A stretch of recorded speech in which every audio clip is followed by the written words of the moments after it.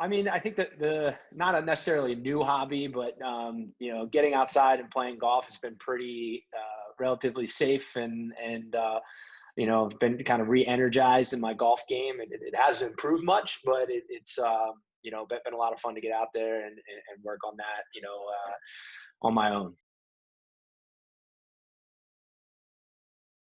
I'm not a huge TV guy, but definitely I've rewatched The Office a number of times.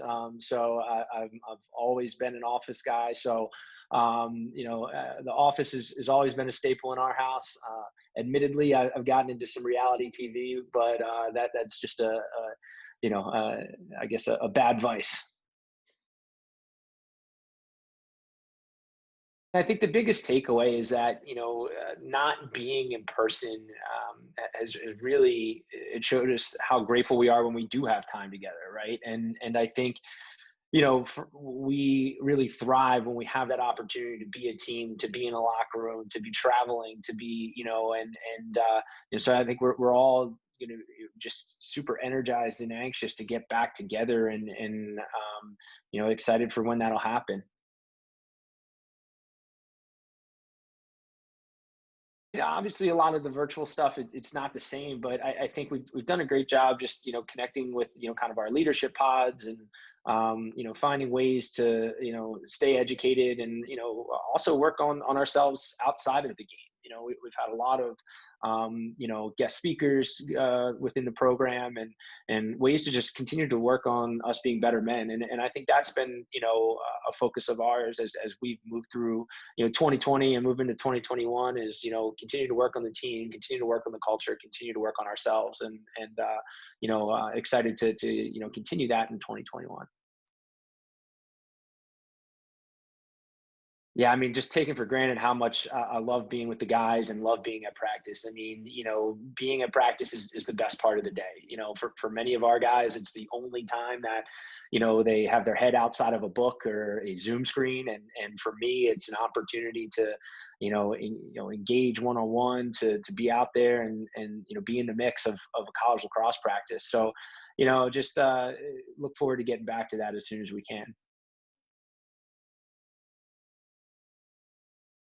They're very resilient, and that I'd also say that they're very caring and engaged. And what I mean by that is like we've had guys continue to reach out and just be great with keeping in touch with their teammates and wanting to be together as much as possible in whatever capacity, right? So it's been great to things that I think I already knew about a Haverford lacrosse player, but great to see some of those traits come to light and really help us get through a tough time.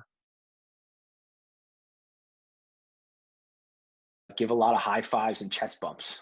It's no, I mean I joke a little bit, but being able to be in the mix and just interact with guys, and to have the full team there, I think will be the first time that we can go 10 on 10 with a full field and the lights on and the music going and the whole thing. It's going to be really exciting. So hope to get back there soon.